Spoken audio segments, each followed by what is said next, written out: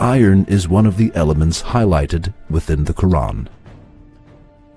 There is even a chapter named Al-Hadid, which means iron. The following is stated in verse 25 of the chapter of Al-Hadid.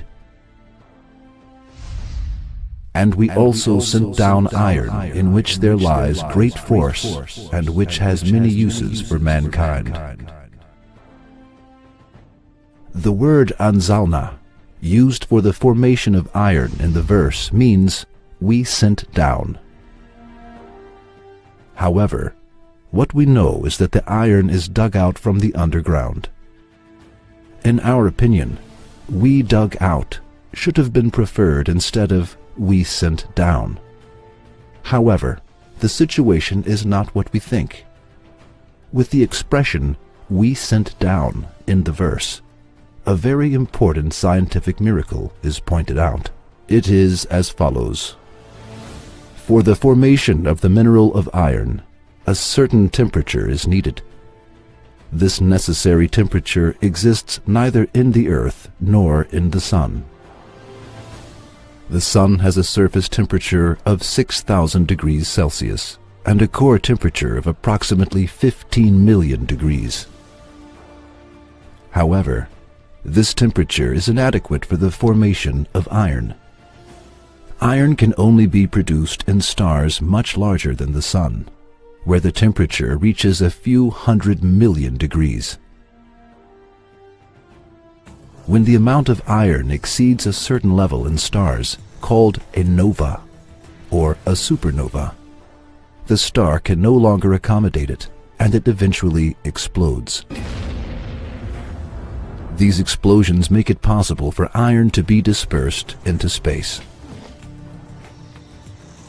All astronomic discoveries have put forth that the mineral of iron comes from huge stars from outer space. Not only the iron in the Earth, but also the iron in our solar system is acquired from outer space. For, as we have stated before, the temperature of the sun is not enough for the formation of the iron mineral. What is understood from all above is that the mineral of iron is not formed in the earth, but sent down by being carried away from supernovas.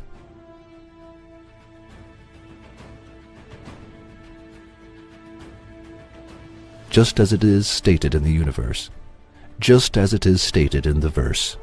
It is not possible for this knowledge to be known in the age when the Quran was revealed, that is, 1400 years ago. Since it is not possible, how can it be explained that this information exists within the Quran? Is there any explanation other than the fact that the Quran is the book of Allah? Besides, it has been mentioned in the verse that the iron has many benefits for humans. However, people used iron only to make swords at the time when this verse was revealed, and were not aware of the other benefits of iron.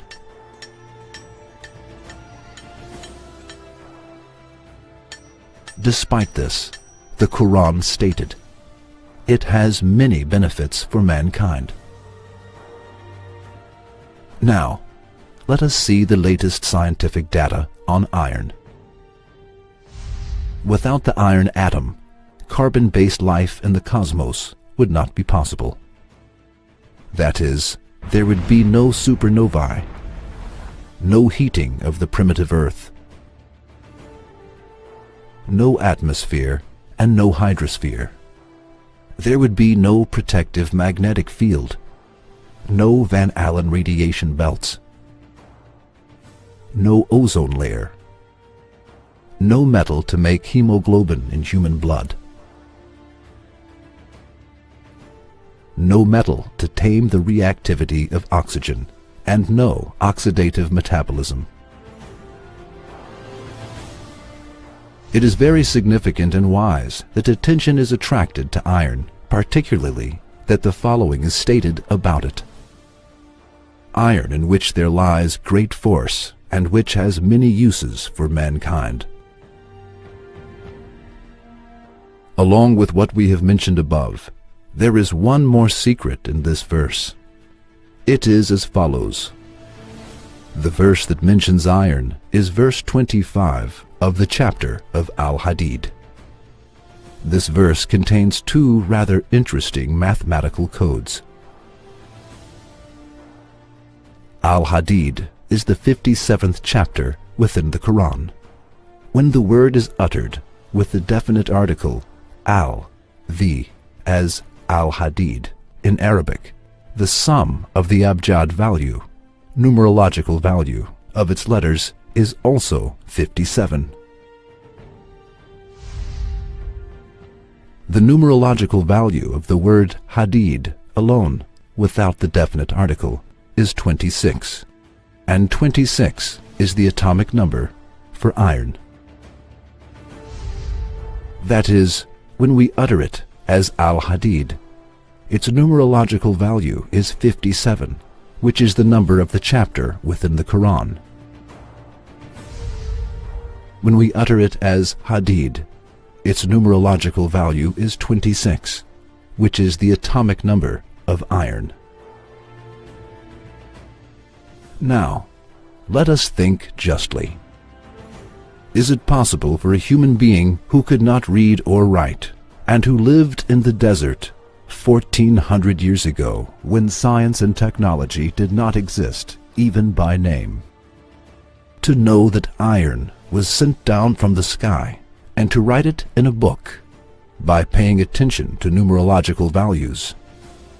Can any sane person accept this? Can a person who accepts it be regarded as sane?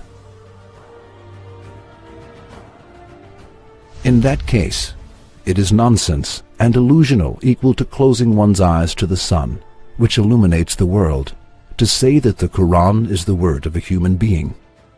A person who closes his eyes is able to turn day into night only for himself. We send endless praise and thanks to our Lord, who does not leave us in darkness, and who turns the night into day with the light of the Quran.